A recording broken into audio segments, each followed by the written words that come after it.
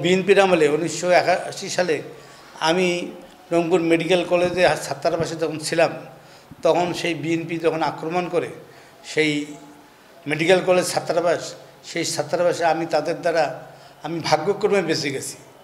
আমি এমনভাবে আমাকে প্রহার করা হয়েছে যে আমি মেডিকেল কলেজে বেশ কিছুদিন আমাকে ভর্তি থাকতে হয়েছে।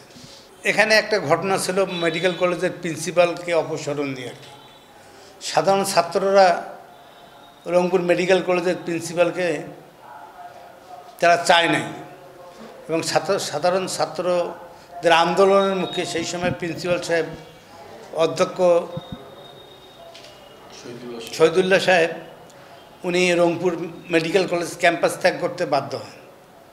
পরবর্তী সময় বিএনপি সেটা তাদেরকে সেই প্রিন্সিপালকে আবার জোর করে নিয়ে আসে ক্যাম্পাসে, এবং এসে ছাত্রদের সব ছাত্র সংগঠন, আমাদের ছাত্রলীগ, জাসদ, ছাত্র ইউনিয়ন সব সংগঠনের উপরে তারা আক্রমণ করে সব ছাত্র সংগঠনকে তারা ক্যাম্পাস থেকে বিতাড়িত করে তারা একক কর্তৃত্ব স্থাপন করে, এবং ওই শহীদুল্লাহ সাহেবকে আবার তারা প্রিন্সিপালের চেয়ারে তারা আবার বসে।